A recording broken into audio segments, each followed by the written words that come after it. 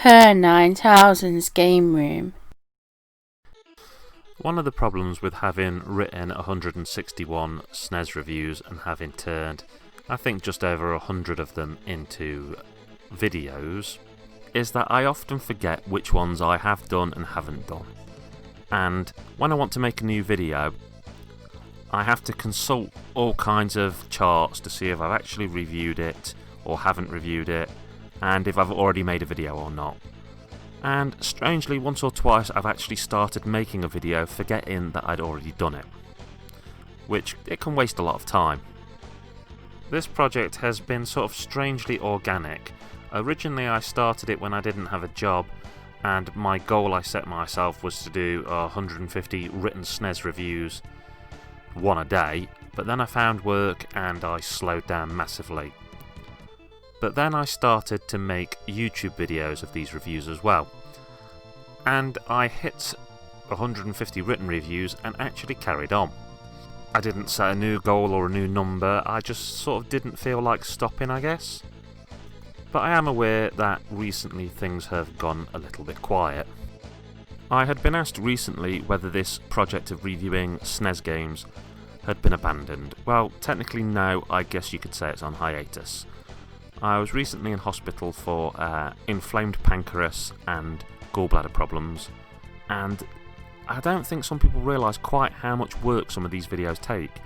I have sidestepped slightly into horror, and they're kind of quicker and easier to do, largely because I haven't done so many.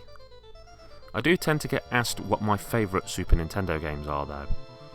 Probably because, you know, I've reviewed so many, but I've also played almost everything on the system. Now, I have a massive soft spot for Super Mario World. I love that game. Punch-Out! I really can't get enough of playing Super Punch-Out! It's something I'll pick up for 5 minutes at any time. Pilotwings! I absolutely adore Pilotwings. I was so disappointed in the Nintendo 64 one. I would love to see a sort of true sequel to Pilotwings that keeps more of the style of the original. I'm also a huge fan of Starwing, or Star Fox depending where you come from. I'm also a massive fan of your walk-along beat-em-ups, so Turtles in Time is a definite in there. There's a handful of games that I've reviewed that I don't actually own, which are massively important to me, and I would own, but I just don't want to spend an absolute fortune on a loose cart. The two that spring to mind with that is Sunset Riders and The Firemen. So I guess I just wanted to make this to let people know that the reviews aren't over. Yes, I am going to sidestep into horror, which I have done a lot of, and I will talk about the Mega Drive. At one time I did have an idea of doing 150 Mega Drive reviews. I don't know if that will ever see the light of day.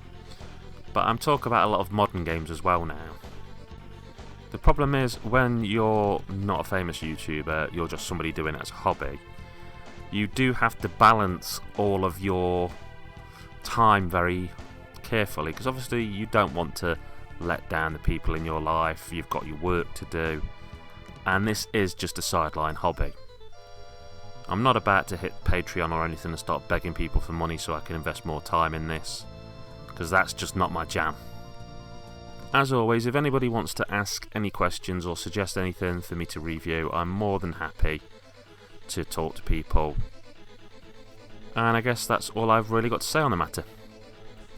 Anyways, that's Kerr9000 signing out, saying keep on gaming.